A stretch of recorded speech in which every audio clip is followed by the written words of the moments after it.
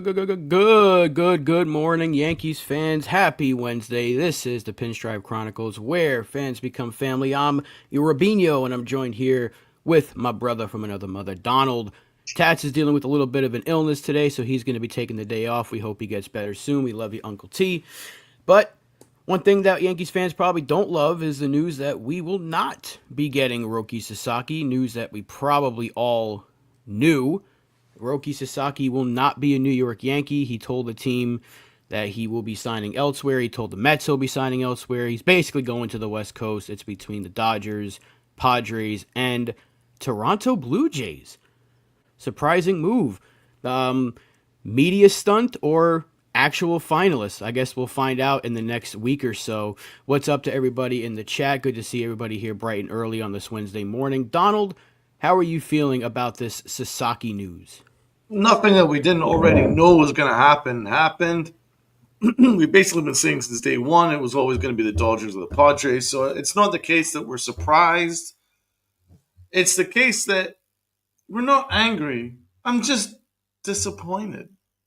I'm just disappointed because once again, another superstar, another potential superstar, I should say, because we've not seen him yet, but a potential superstar doesn't find the Yankees attractive in the least. And once again, goes elsewhere. The fact we didn't even make the top three really is not great. Because what do the Blue Jays have that the Yankees don't? The Yankees should be able to at least make the top three. Give me the top three. Jesus. So it's not a great sign. It's not a good look. Jack Curry said last week, the Yankees are confident. Well, then what is it that they're hearing that makes them confident? Because they didn't even make the top three.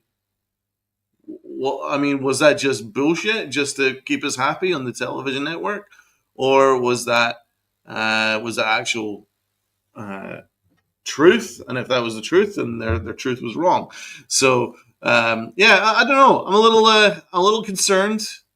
But I mean, obviously, the biggest priority we've got a rotation already, so it's not the case that he was going to do anything with this starting rotation. The rotation was already set. It's more the general case of are the Yankees less appealing to the Japanese market now? Are the Yankees doing something wrong? Is there something that we can fix? Because it's not a good look, man. I mean, let's not pretend that 12 months ago, when we missed out on Yamamoto, we were like, well, good news. Sasaki is going to make himself available next year, and we can go get Sasaki. Well, 12 months later, we didn't get Sasaki. So does that mean in 12 months' time, we're like, oh, good news, Murakami is available? That we're not just going to be like, oh, well, we've lost Murakami as well. I think this is something the Yankees need to address. I mean, the writing was on the wall the second that Otani signed that deal with the Dodgers. The deal that he signed was so, what's the word that I can't even think of the word. All the money was backloaded or whatever the hell the word, defer, there it is. I can't even speak today. Once that deal was signed, all of a sudden, remember, it was Yankees Mets for Yamamoto. It was Hal versus Steve. That was the battle. Then the Dodgers get Otani, and all of a sudden the Dodgers were like a real player for him, where they weren't like the week prior. Then they get Yamamoto. And I remember saying on our show the day after Yamamoto signed, I said, Sasaki's probably a Dodger too. And he's more than likely going to be a Dodger. It wouldn't surprise me if he went to the Padres, but I can't see. I think Toronto is just kind of like a blow smoke to get it away from, he's going to be a Dodger. Everyone's been assuming the Dodgers since day one. Why else would he come out 2 years early? He's costing himself hundreds of millions of dollars by doing this.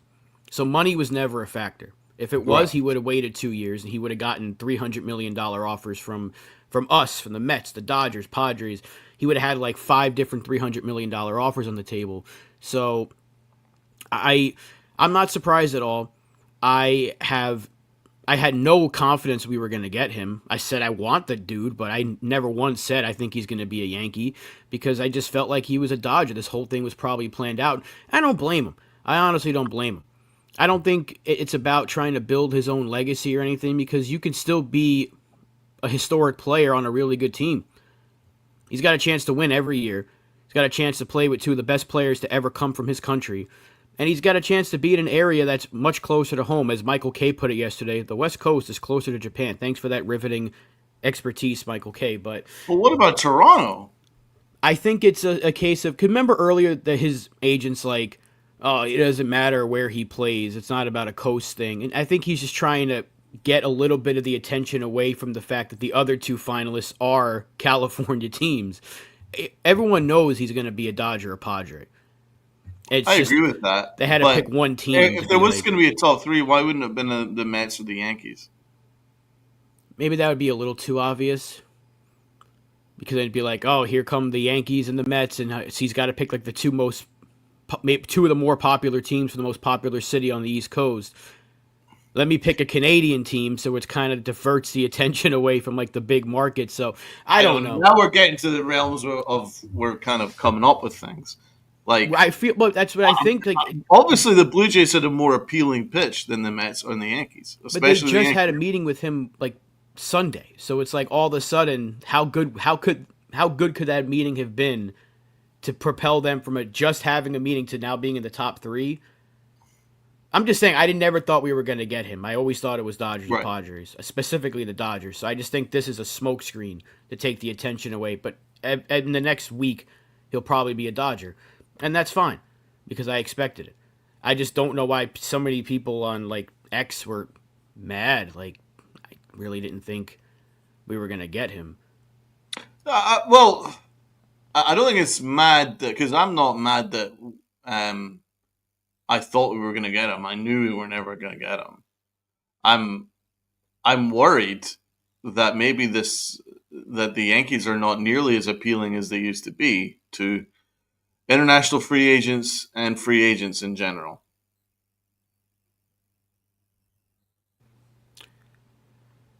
Yeah.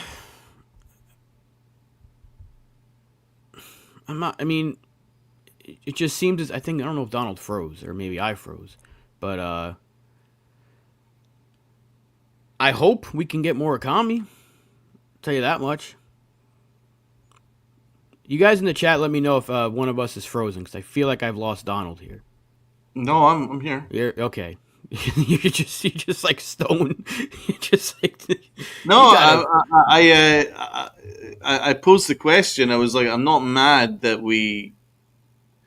I thought we were going to get him. I knew we weren't going to get him. I'm more concerned that the Yankees are not nearly as appealing as they used to be in terms of international free agents, and then even regular free agents. They just don't seem as appealing anymore. I really think that he had this planned out from the get-go. I think we'll learn a lot next year.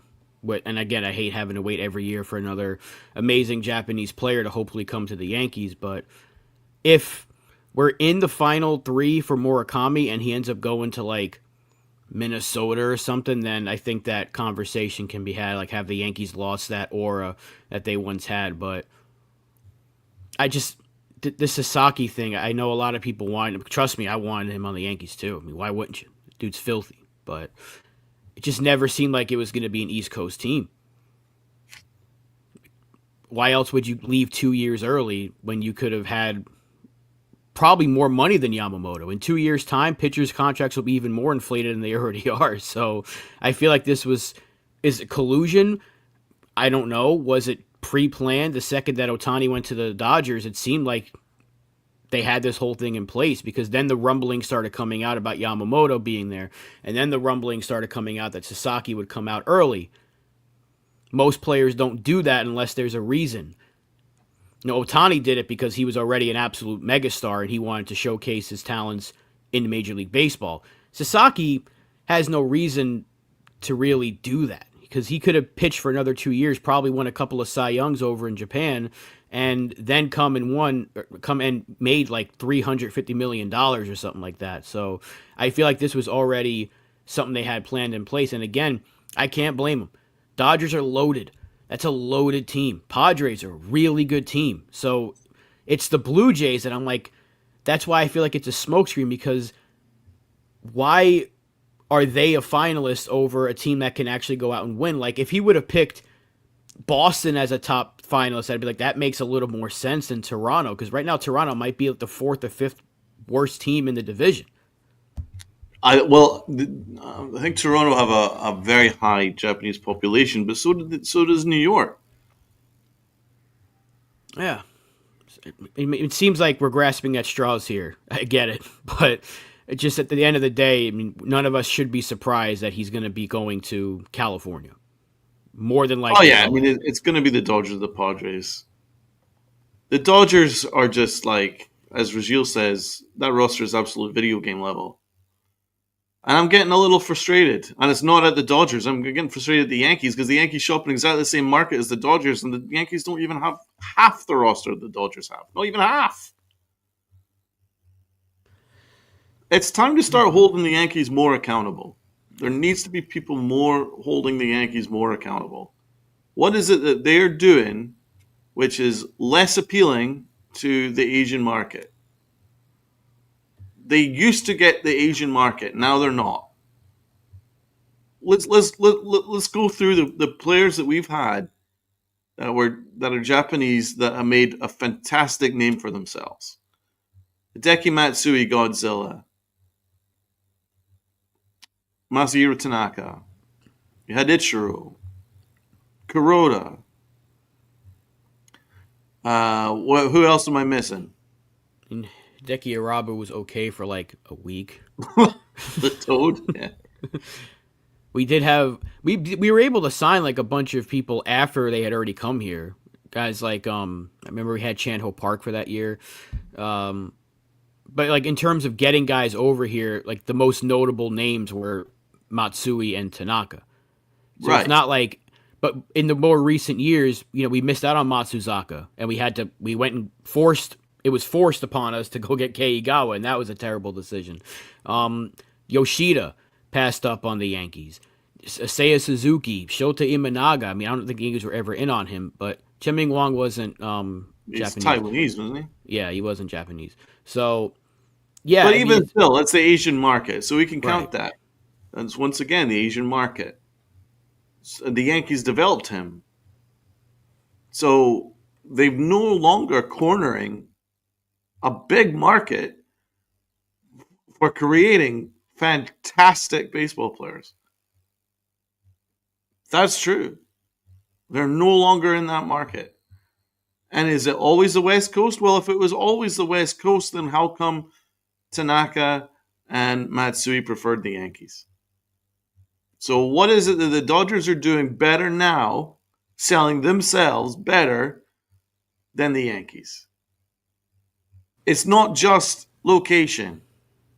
Hmm. If it was all location, then we would never have had Matsui or Tanaka in the first place. Could it have anything to do with the fact that back then the Yankees were the best team in baseball? They won the championships all the time, and everyone woke up. Well, not everyone, but obviously, international players would often dream of putting on a Yankee, or putting on a Yankee hat and the Yankee pinstripes. So the appeal is gone because now the Dodgers are the team that's winning the championships. The Dodgers are the team with the super team, and then they can also sell the fact that they're in the West Coast in beautiful weather, 365 days, and that they're 5 hours closer to Tokyo than New York. So, could it possibly be that maybe winning championships is actually a good thing? Wow. Who would have Amazing. thunk it? I never would have guessed. Honestly, I No. never would have guessed. I mean, it also helps when you have arguably the greatest player, most exciting player ever to say, "Hey, come join me." Like, you want to talk about the Asian market again? Remember the other day I said Hai Song Kim simply put it, "Well, it's the Dodgers." That was his quote. So that's an appeal now. You go and win championships, players want to go play there. And I don't think anyone cares about just joining a super team. Oh, he's doing a Kevin Durant. I don't think players care about that. You want to be able to win and you want to make money and you want to have championships. And he's going to make plenty of money in endorsements. I don't think he ever, and again, I don't think he cared about money. He had an appeal to the Dodgers the second they signed Ohtani and Yamamoto, and then they went and won a World Series. It's like, why wouldn't you want to go there? Now, why wouldn't you? Put yourself in his shoes. You're already an established star in Japan, but they always say like you want to go prove yourself in Major League Baseball because that's the big leagues. Even though the Japanese league is phenomenal and I love watching it, they always say that Major League Baseball is the premier league. Yet Japan keeps winning the Baseball Classic. That's another conversation. So you come here and you want to prove yourself, but you're coming out 2 years early. Again, costing yourself literally hundreds of millions of dollars while doing it. He wants to be on the West Coast. I think he wants to be a Dodger, but the Padres have a very good chance of selling him to go there because they got Yu Darvish, and he's like really good friends. He looks up to Yu Darvish, and maybe he wants to play with him for the final few years of his career. So those two teams had the Japanese appeal, like we could have a fellow countryman with us that you can be with and make your life a little more comfortable adjusting to life in the United States. But what was that for the Yankees? Are minority owners also Japanese? Like, you're gonna be hanging out every day with the owner of your team. It's gonna look like, how's that gonna look? I don't know. I just never really thought the Yankees had a realistic shot, and it sucks because I wish we did. I wish I did feel more confident. Maybe if this was a regular free agency, I'd be like, we got a really good chance because we can just pony up the money. Although so could the Dodgers and the Mets. So I feel like we'll learn a lot more, and I hate saying it, next year when I think we inevitably go after Murakami. But at this point, I'm going to say it right now just so I don't get my hopes up. Would not surprise me if he's a Dodger because they're going to need a third baseman next year, and guess what position Murakami also plays? Third base. So I just want to get ahead of the curve. Again, if they win a championship, it sucks. Trust me, it sucks because I think about when we had Matsui. What was his first game? He hits like a freaking bomb, and you're like, holy shit, this dude's legit. And then when we got Tanaka, that grand slam that he hit? Yeah. And you get Tanaka in his first start, like his first year before he had that elbow injury, he had like a 2.5 ERA or something like that. He was electric. You're like, holy shit, this dude's great. And then even when we got Ichiro at the tail end of his career, he was still really good to a point where we re-signed him. Hiroki Kuroda was excellent. You're like, yeah. So whenever there's a big Japanese star coming over, you want the Yankees to be involved because this is America's pastime. I don't care. If it's a good player, bring him in. I wish we went after Ha-Sung Kim when he was available. I wish we went after Hai-Sung Kim this year because I thought he would have been our starting second baseman going into spring. Just they're not going after the Asian market, and they're not winning these battles with other teams for players that are coming out of the Asian market. It stinks because these are some really talented ball players coming here, and all of them would make our team better. Now, I'm not that upset about Sasaki because, like you said earlier, our rotation is still projected to be one of, if not the best in baseball. It's like us, the Dodgers, and the Mariners. Not the Dodgers. It's not the Dodgers number one, and us too, but yeah. Raziel saying we picked up Dominic. It's a minor league signing, Raziel. Like, we're not going to get too worked up. He's a minor league guy. He's going to be in camp. If he has a good camp, he might make the Scranton team. I'm not going to get worked up about a minor league signing. Let's hope it's just a minor league signing. Maybe it's a contingency plan in case they trade Ben Rice or something. You know what the Yankees are like. You never know. we had some interesting players playing baseball for us 2 years ago, so anything's possible. Interesting. In the form of Willie Calhoun. Willie Calhoun, yeah. I put nothing past the Yankees at this stage. Let's have a look and see what the chat's got to say. Rob, what do you think? I think we should because we've got a good 57 people in here between X and YouTube. So if you are on YouTube and you're new, hit that sub button. Let us know that you hit that sub button so we can shout you out properly. And of course, to everybody that's here with us on the usual 3 days a week for our morning show, it's good to see you. We've got Razia, we've got Graham, John, we've got Medina. Good to see Medina as always. Brad's in the chat. We've got my dad in the chat, Dev Finch. Spencer's here. Good to see Spencer. Hope you're doing good, my friend. Who else have we got in here? Ken, Lou, Joe, We've got the usual suspects, Stevie B. Good to see everybody here on this Wednesday morning. And now that we've got this chat with us, we got a good 60 people in here. Again, if you're from X, come on over to YouTube, hit that thumbs up, hit that sub. Member up if you want to, because this family is growing. We're on the way to 1.1K, and hopefully it grows further than that. I don't know why my phone's talking to me. Anyway, You got the sat nav. I did not understand that. Don't listen to my phone. Listen to Razil. Smash that like, and let's get this channel growing even further. But I do want to ask the chat and Donald the question. What's next? Now that we know we're not getting Sasaki, so now we have some IFA money that we would have gone to him. It's going to go to some other players. Should they now focus on simply the IFA market, or do what we've been saying the whole time? Go fill out this roster. So, what do you think is next for the New York Yankees? I'm going to echo Mr. Acevedo. The Yankees have no excuse not to go after Bregman now. No excuse. It's almost Bregman or bust at this point. But that's our pivot. Get me Bregman, and I'm not going to complain. Get me Bregman. If we go and trade for some member of the Little Sisters of the Poor, then I'm going to be pissed. If we're going to bring in some dude with 200 batting average and 140 strikeouts and a 600 OPS, then I'm going to be freaking pissed. All because of this goddamn Cohen tax. We're technically, according to Spotrac, we've actually lowered our payroll than last year after we lost the World Series. It's time to start holding the Yankees more accountable. They're the best at PR. The best in the world at PR. What we heard? We want to be a juggernaut. We're going to stockpile talent. No one's off the board for us. We're going to get all these great guys. We've heard and I quote verbatim all those things. We're the Yankees. No surrender. All this stuff. No surrender. Well, it feels like we've surrendered because we got to the 300 tax threshold and we're like, oh, I'm done now. So, yeah, I'm not. I'm going to start holding them accountable, man. They need to get me a third baseman that is actually league average at worst. And then I'll be a little bit more satisfied. But I was delighted with how the offseason was going. It was going great guns.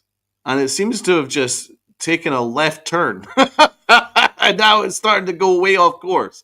So let's just try and drive it back on course. And let's get me a third baseman.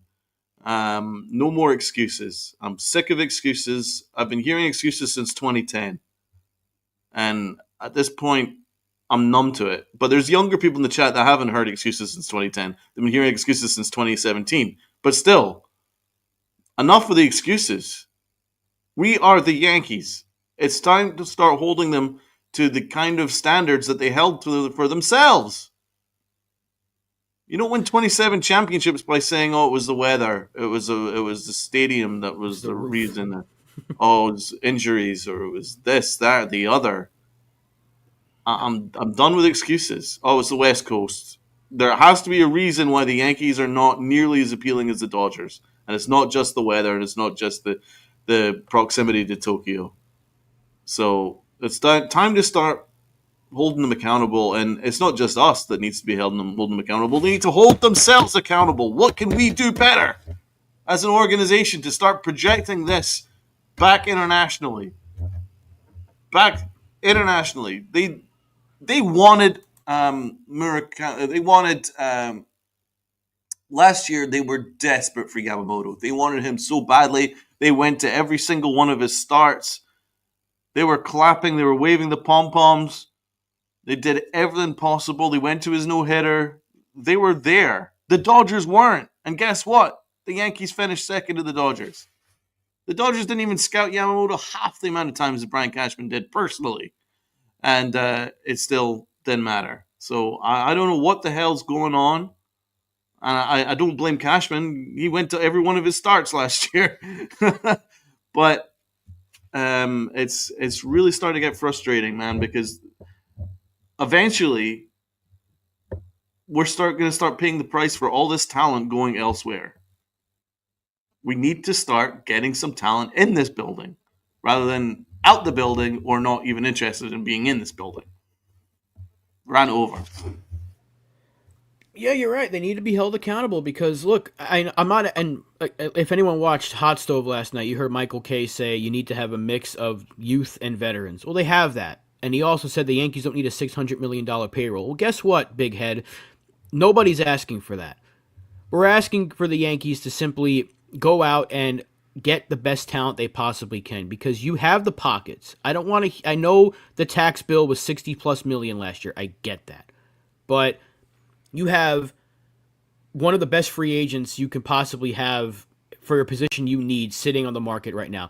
I don't know if people understand this. Third base is a pretty weak position around baseball.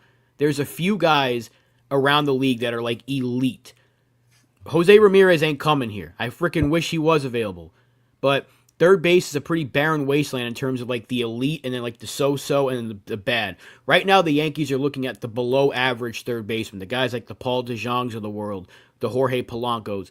That's not what we should be settling for unless they completely stockpile in another position of need. Like, do they go super bullpen, super pitching, and then you can go with one of those league average third basemen?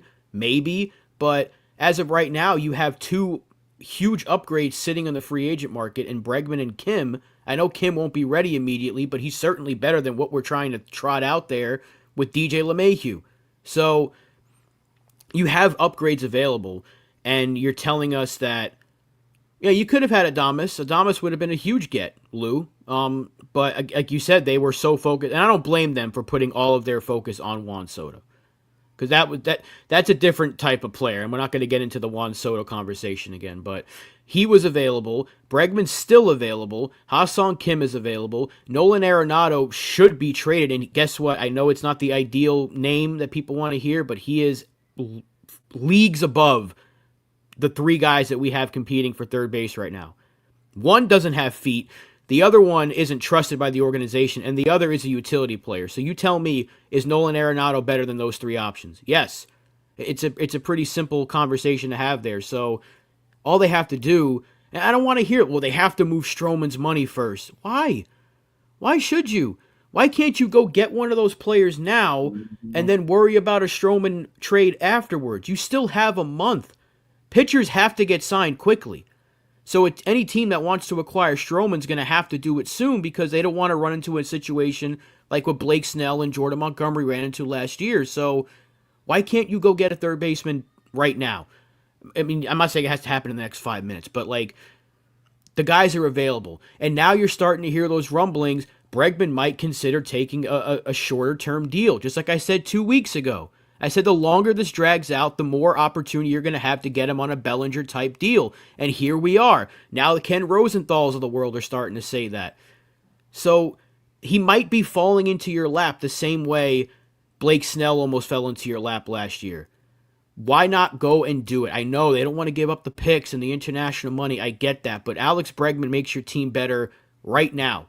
He makes your team better in 2025, 2026, and potentially, if you get him for a 3-year deal with opt-outs, you're not going to worry about till he's 35.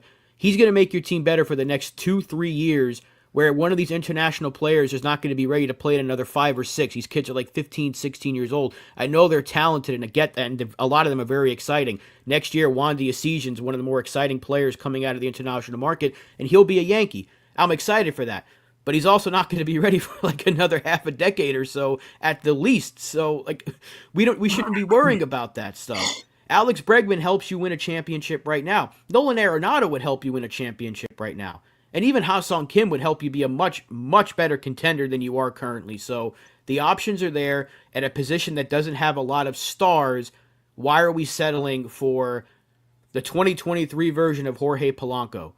Or a Paul DeJong, who 4 years ago was an all-star in an inflated ball year. So why are we doing this? You know, we are the New York Yankees. You don't have to match the Dodgers dollar for dollar, but you can bump that up a little bit. Go a little bit above your budget just because You don't want to pay that tax bill. I get it, but come on. You just made the World Series. You got so close. Shouldn't you want to be better? I mean, Sunil does bring a good point. I think that is part of the thinking behind the Yankees not being that interested in Bregman, that he hits 200 at Yankee Stadium.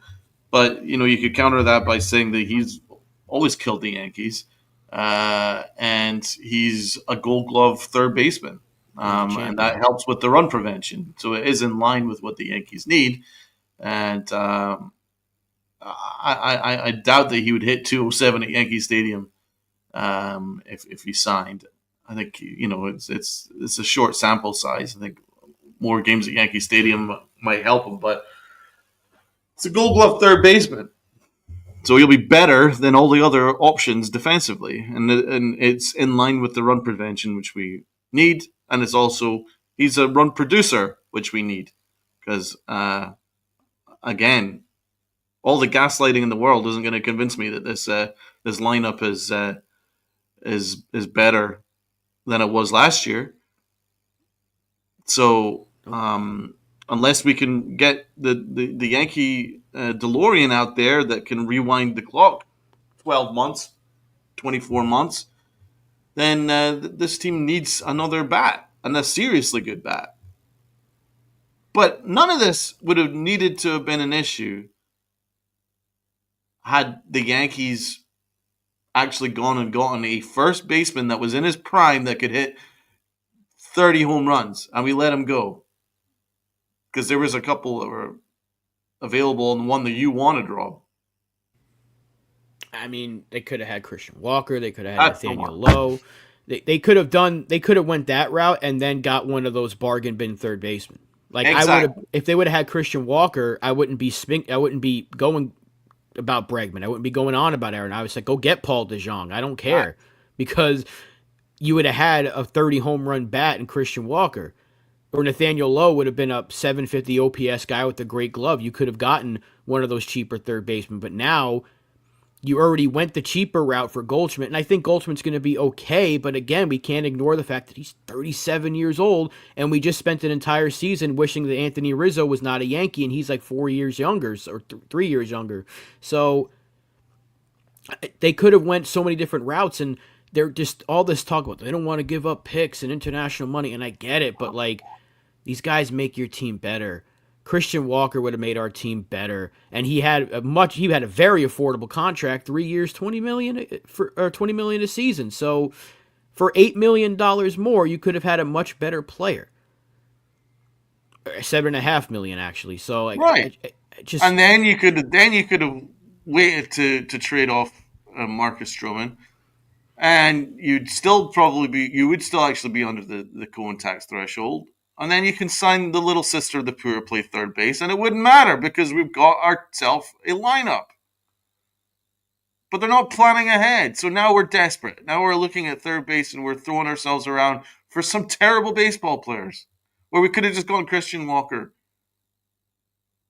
And if he is the difference, and then in 12 months' time, after the Dodgers win another World Series, what's going to come for Yankee fans? Oh, well, at least we held on to our international money in the picks. Well, at least we stayed under the Cohen tax threshold.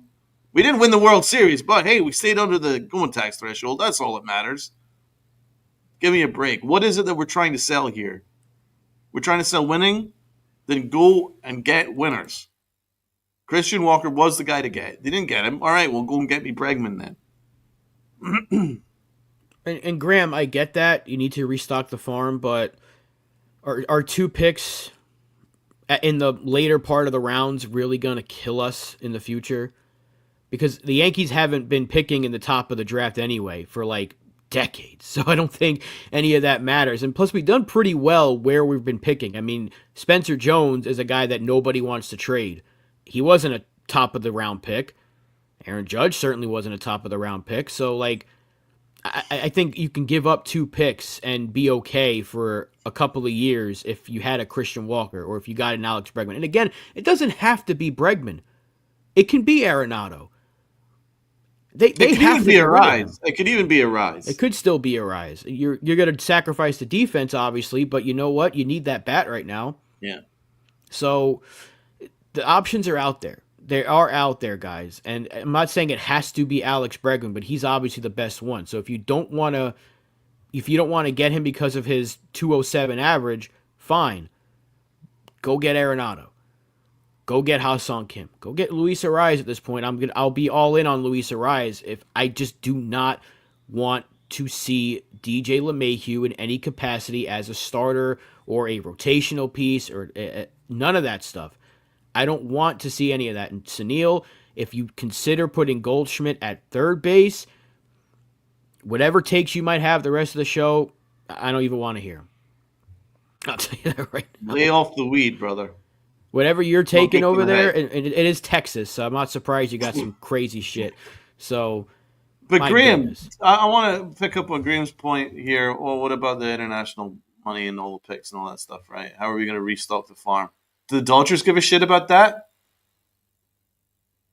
No. And how good are the Dodgers team? Oh, like revolutionarily good. It's freaking insane. It's like a fucking computer game. Dodger lineup. Do they give a shit about international picks and this, that, the other? No. See a player, like a player, get a player. The Yankees see a player, like a player, don't get a player. That's the difference. That's the difference. I want to know what happened. Sunil, you're going to tell me something like I don't know that. Like, you think I'm singing Florida's praises. A good one. Great job. Anyway, the Dodgers go get whoever they want. They go get whoever they want.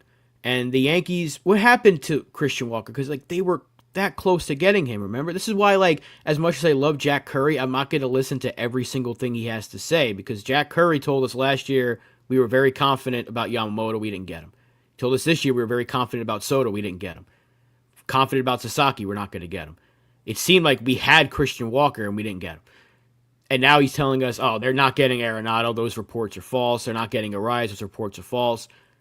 He could be wrong, guys. He could always be wrong. I like true. Jack Curry. And if there's one person I want to listen to when it comes to the Yankees, exactly, Raziel, it is Jack Curry, but it's not like everything he says comes to fruition. Jack Curry has been wrong repeatedly over the last calendar year.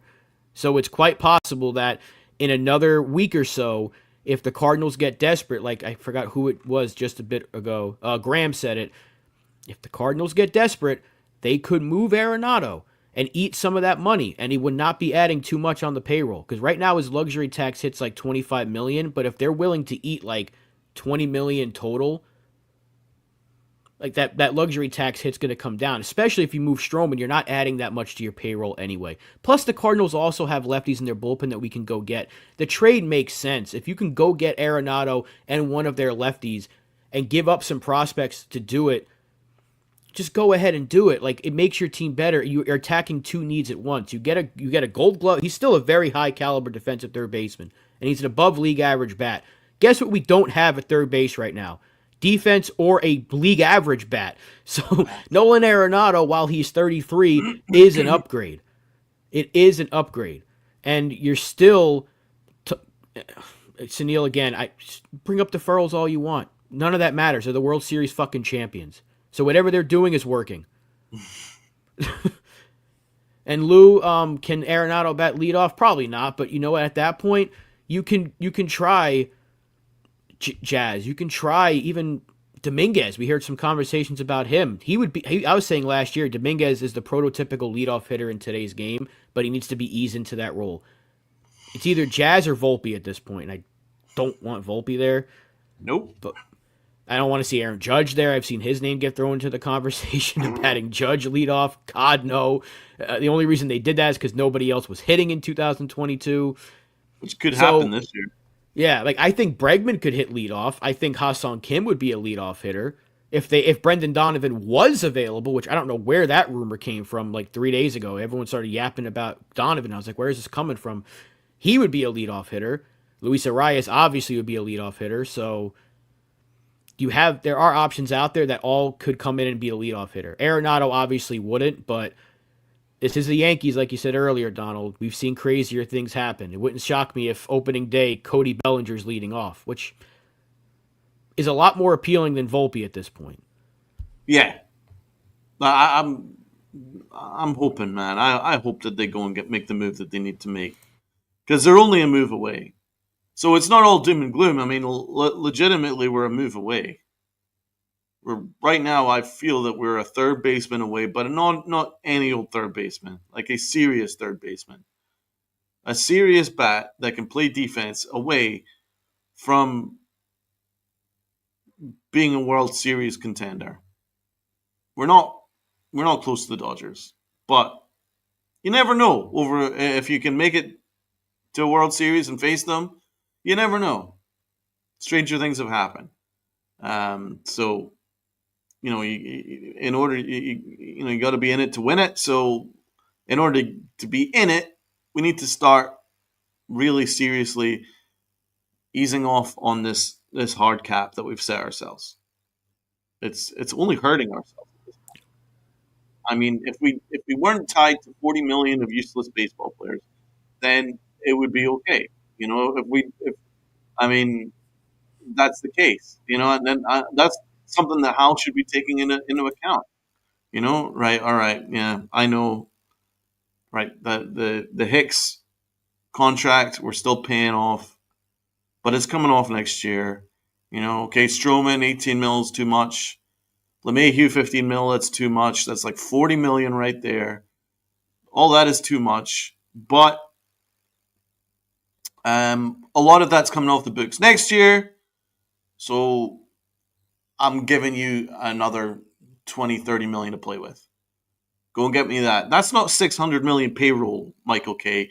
All he's doing is he's just mouthpiecing what the Yankees are telling him in order to ease the anger when we go and bring in some bullshit name for third base like Polanco or De Jong or some minor league signing. All that by just parroting. Oh well, you don't want a $600 million payroll. Guess what? There's no circumstances where we could have even close to a 600 million payroll. If we sign Pete Alonso, Bregman, and every Tanner Scott and every other free agent, we still wouldn't have a 600 million payroll. So it's a bullshit thing to say, and all that is doing is just trying to give them an easy way out. Another 20, 30 million ain't gonna break the Yankees bank. They make $1 billion last year. Let's start holding them to this kind of account where they used to hold themselves. Yeah, and you think about it, where are they right now? 303. So if you get rid of, let's say, 15 million or 14 million of Stroman's money, you're under the tax. And if the Cardinals are willing to eat some money on Arenado, you can't go over by like 5 or so million. And then you tell me you can't go and get Tim Hill and Andrew Chafin or get one of the lefties from them and then bring in Tim Hill. You can't go like 15 or 20 million over that 301 if it means your team is better. I just, that's what I don't like. Like last year, that's what their payroll was. And they, obviously, I know they had Juan Soto, but you look at what Bellinger's making this year, it's close to what they paid Soto last year. It's not the same, but it's close. So, and they got Max Fried at a discount this year, at least for the next 2 seasons. He's getting like $14 million. So we do, Mark. You're right. Absolutely right. We do need to be more attractive. And how do you do that? You win. If we Yes. go next year and beat, let's say, because even as bad as the series may have seemed, we weren't necessarily outplayed completely by the Dodgers. Like if you look at the stats, we actually outscored them. It was shocking. We just beat ourselves in a lot of it, and they took advantage of it. So credit to them. Who's to say that a more fundamentally better Yankee team couldn't go beat them this time around? Right. So if we beat, let's just say, I know it's easier said than done. If they go out and beat the Dodgers this year, Murakami would be like, well, they just won a World Series, so maybe I will go there. So it wouldn't be as easy of a choice. But if you're seeing a team winning every single year and being in the running every single year and then willing to commit even more money than the previous year to get better than you already were. Again, the Dodgers just won a World Series and they're better this year than they were last year. They got Blake Snell to replace Bueller. They're better. They're getting guys healthy. They are better. Conforto makes their lineup better. They've gotten better than they were when they won a championship. That's what players want to see. So it's like, why would I choose the Yankees, who just lost one of their two best players? And yeah, they've made their roster a little more fundamentally better, and I think the roster overall is probably more sound, but Yes, I agree with the that. Dodgers are a much better team. Let's just like the Dodgers are a much more appealing team. They are the champions, and they've gotten better, and you've got a chance to go win and become a dynasty. I want the Yankees to be able to be a dynasty. I'm not saying they got to go spend on those 5 free agents, right? But you're right. They could get Bregman and Alonso and Tanner Scott, and they wouldn't even be close to 600 million. So Michael K's just speaking out of his ass. So Yeah, I mean, you can Graham go with these Highlander's players. preaching patience, and I get the patience, man. You're right, and and maybe I'm coming across as a little bit pissed off, or impatient, or whatever. It's just the reason why I'm a little bit more down, and it's nothing really to do with the fact that he turned down the Yankees. I was expecting him to turn down the Yankees. Is because I've seen this story every year since 2010, where we've always been just like a move away, 2 moves away, and we always seem to have this excuse built in. Oh well, we need a 600 million payroll, right? Well, it's becoming at the expense of winning championships. And then when you go to the international market, and then you're fighting against teams that are winning championships, we're starting to lose these players. That's why it all comes together. That's my argument. So believe it or not, the PR and the excuses, oh, we don't need a 600 million payroll. Look at the team we have. Our team's fantastic as it is.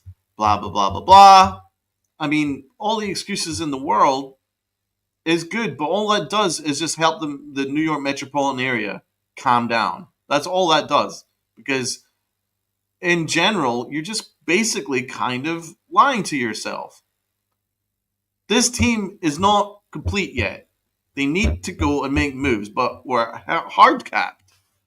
And I'm a little annoyed by this hard cap. So get me a third baseman, man. We saw the 90s dynasty, and I'm sorry, I don't care about. I know the teams way back then in Sunil's era were great, but we saw the 90s. We know what a dynasty looks like. Great. Yeah, that's exactly, yeah. I grew up through it, man. I We went know to what all the games in 1999. Yeah, I saw the dynasty. Don't tell me about the dynasty. I know what it takes to build a team, and we can't build a team with DJ LeMahieu playing third base. Exactly. It's all again. I'm not trying to sit here and say the Yankees aren't going to win the AL. I still think they're the best team in the AL East. I still think they're the best team in the American League. But like you said, they are maybe one or two. They still need a lefty, and I don't think. I think that's coming eventually. I think the Yankees know that. I'm not worried about that. But they don't have a legitimate third baseman. You can't tell me a platoon of Cabrera and DJ is enough to go win a championship. It's not. I like Cabrera. He's not an everyday player. I like DJ. He's a shell of what he used to be. And I like Peraza. I saw Sunil ask me earlier. I would love for Peraza to get a shot. The Yankees don't like Peraza. That's not us saying that we don't want to use him. It's the Yankees that basically said they don't want to use him. So those are our options when a much better option is sitting there in free agency. Another much better option is sitting there on the trade market from a team that has to get or wants to get rid of him. So these are the moves that we're talking about. They make you a better team. And every year, like you said, last year, they were all in, right? But they didn't get Yamamoto. They got Stroman. Okay, fine. What did they do after that? Nothing. What did they do after they got Aaron Judge? They got Rodon. After that, nothing. And this is, again, we're not putting words in anyone's mouth. After the Yankees had Max Fried's press conference, Brian Cashman told us, they said, what do you want to say to the fans? We're getting after it. Stay tuned. They've signed Paul Goldschmidt since then. Hal Steinbrenner said at the winter meetings, we have the ability to sign any player we want. They've gotten 2 players since then. If you have the ability to get any player you want, I don't want to hear about a hard cap of 301. That's it. I'm not putting words in anyone's mouth. I'm just saying what we've been told by Yankees ownership and the Yankees brass. This is what we're being told by the owner and the GM. This is not some schmuck on Twitter or WFAN telling us this. This is the Yankees owner and the GM telling us to stay tuned. So I understand it. The offseason's not over, but we're getting closer and closer to spring training. I want to have an idea of what this roster is going to be like, because the closer we get to pitchers and catchers and we don't have a third baseman, the more that my fear from a few weeks ago, where DJ's going to be the leadoff hitter and playing third on opening day, is starting to come true. And I do not want that by any means necessary. You want to put him on the bench and use him as an emergency third, first, or second baseman? Fine. But if this guy's starting, you cannot tell me you're serious about winning a championship. It sucks, and I've said this countless times. What's happened to DJ LeMahieu sucks, because he used to be one of the best pure hitters in the sport not that long ago. But right now, you cannot tell me this guy is going to be eligible for comeback player of the year. There's no truth to that. There's nothing to support that, because he's gotten worse every single year because he keeps getting hurt. It's a damn shame, but the Yankees should not be relying on that guy when there are upgrades, several of them available to you for a team that said you can get anybody you want. Then go get anybody you want. But don't try to sell me on a 2023 version of Jorge Polanco, or the 2019 version of Paul DeJong, or the 2022 version of Brendan Rodgers. None of these guys make your roster significantly better unless you are upgrading in another area. You want to get Tanner Scott and then bring in a cheap third baseman? Okay, good luck scoring against the New York Yankees. And they will put up runs with the Paul DeJong hitting ninth. I get that. But they're also not in the running for a Tanner Scott, so that's what I'm saying. The players that are available to make you even better than you already are, they're out there. You told us you can go get those players. Go get those players. That's all I'm trying to say. I don't want to speak for anybody else. That's my point of view. I love our offseason so far. It can be even better if they just put their money where their mouths are. Their mouths, not mine. Their mouths are there. Go do it. Make this team better and convince me as a fan that we have enough to go out and win 28, because I really do think we can win a championship, even with Aaron Boone, with Aaron Judge, with Garrett Cole, with Giancarlo Stanton, with this team. But you have players that make you even better available. Go get them. I want to remind some people what happened between 2009 and 2010. So we won the championship in 2009. 2010, we lowered the payroll, and we passed on Hideki Matsui, the World Series MVP, over $500,000. We let him go to the Angels. And the answer was, well, because we've got a budget. So we went and got Nick Johnson for $2 million. What did that do? So then it was such a disaster that they had to make a trade for Austin Kearns. So that it completely flew in the face of what they should have done in the first place. Just bring in Matsui. So that's why I'm wanting to. I've seen this before. I've seen the same story before. The budget options don't necessarily work, right? So if there's an opportunity to get the better player, you get that better player, because what'll happen is you'll get the cheap option. He's not going to work, and then you'll have to go and make a deal at the trade deadline. You could cut off the middleman and go and bring in the better player right now. His name is Alec Bregman. Yeah, again, and even if that's not your top choice, we've mentioned it multiple times on this show in the previous weeks, 2 weeks. We've been talking about the same names for the last month plus. They're still available, guys. All these players are still available. The free agent market has dried up because teams are not going to sign these guys to huge deals right now. So a lot of them are Boris guys. But again, Bregman's not the end-all be-all here. Why can't you go get Arenado? That's why, and I don't want to keep beating the same dead horse about this one player, but again, we still have a month, so they can get a hitter at another month. I get that, but it's just these players are sitting there, and you're the New York Yankees, and you're harping over, I get it, a high tax bill that you're going to make on opening day anyway.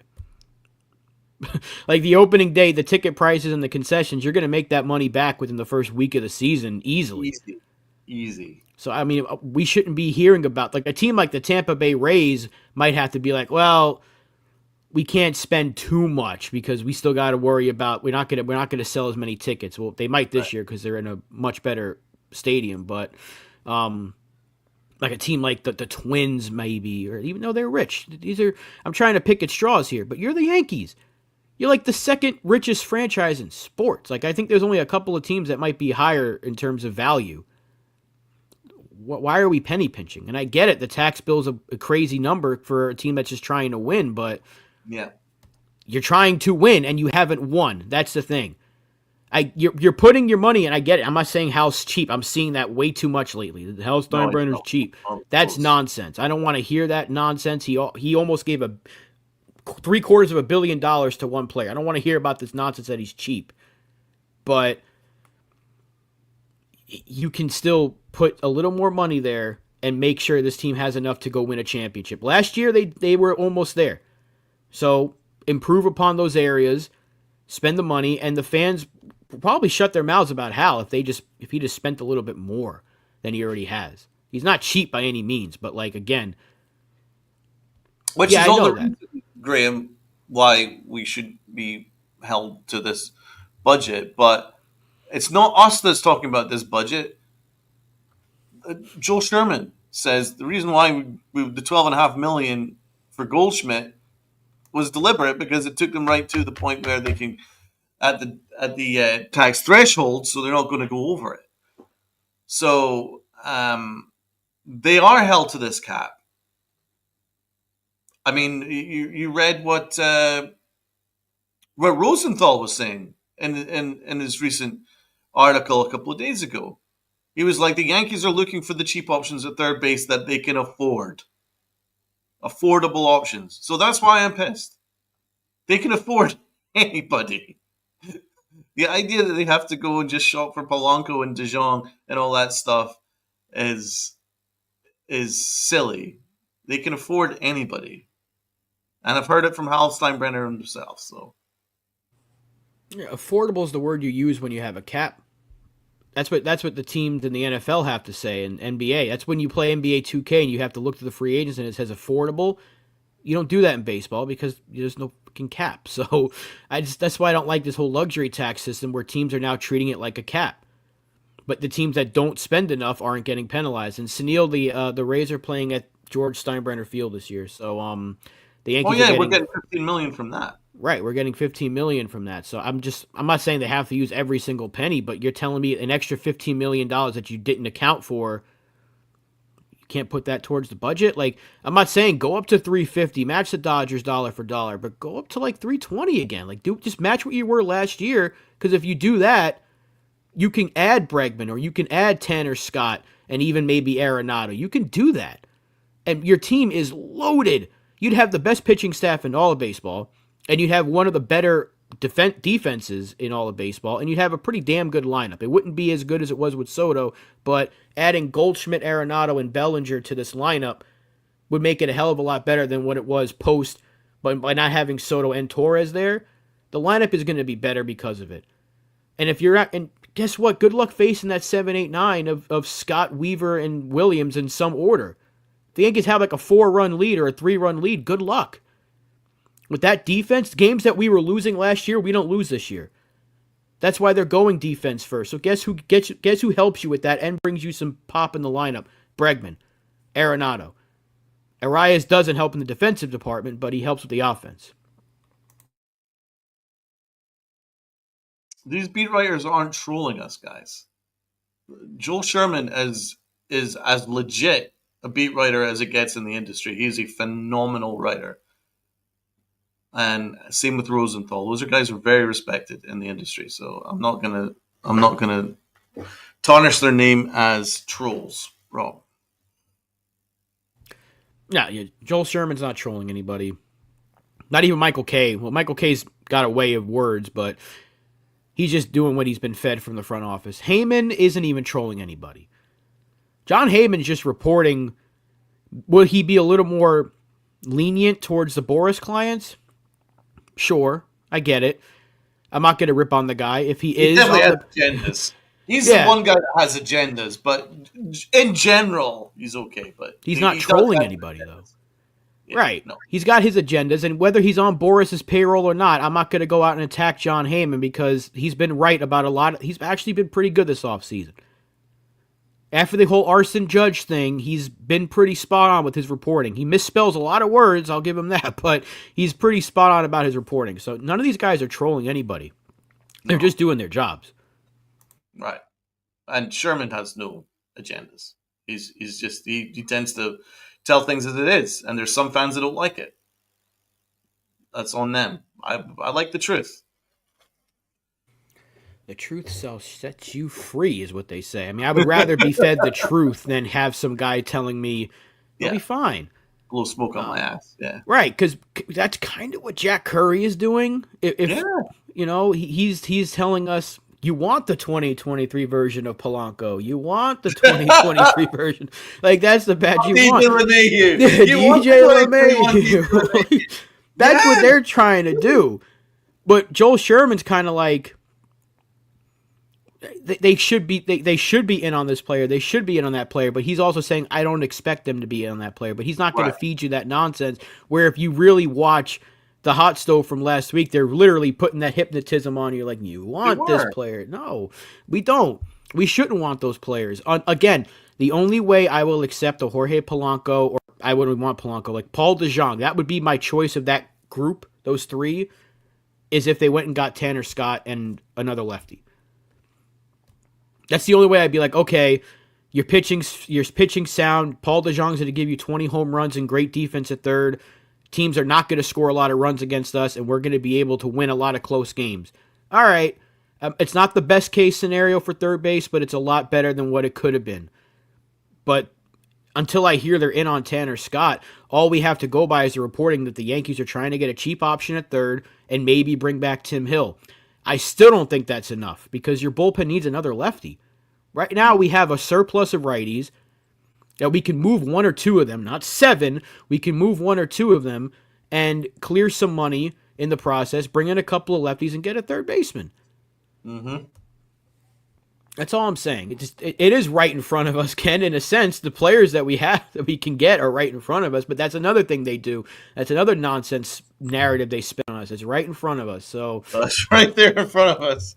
it But I do agree with patience. It's just I've seen this story before, so I'm trying to get out in front of it. I'm trying to. I just don't want to buy the bullshit because I've seen this story every year since 2010. So um, I'm a little frustrated because I've got high standards for this team. This team can go all the way. They just need to make the right move. So go get me that move. But do you know what? Hit the like button, guys. We've got 71 people in the chat. We've consistently had between 70 and 80 the whole day, which is awesome. Hit that like button, guys. So everyone, please hit the like button. Hop on over to YouTube, hit that like button. Really helps the channel. We want to try and get 50, 60 likes. If there's 70, 80 people watching, we want to try and get all those likes up because then it helps the algorithms. It helps people discover the channel, and then it'll grow, and then we'll have even more exciting chats. So it really does help us, and it's free, guys. It doesn't cost you anything. It costs you a second of your time. Hit that like button. Really, really appreciate it if you can do that just now for us, please. absolutely do all those things. Hit that thumbs up, hit that sub button, and become a member if you want. We got some great stuff coming. I know Donald's been putting out that Yankified show, which if you haven't checked it out, go check it out. We got the ladies on Sunday and Friday. We will have Uncle Tats, who just did his Pinstripes After Dark last night. Or was it last night? Today's Wednesday, so technically Tuesday morning at midnight. So you got a lot of stuff here on this channel, and Uncle Tats is sick. So yeah, respect the Tats, Sunil. And we will hopefully have Uncle Tats back on Friday, but that is going to wrap it up for us here on this Wednesday edition of the Pinstripe Chronicles. I want to thank everybody that's been in the chat with us. It's been a great conversation. Hopefully the Yankees have some more news coming out in the next 48 hours so we can break it down on Friday. But make sure, like again, you do all those good things. Hit the like button, hit the sub button. Do all those things to help out the channel and the algorithm. And as Uncle Tats always likes to say, wear those pinstripes of pride and play hard.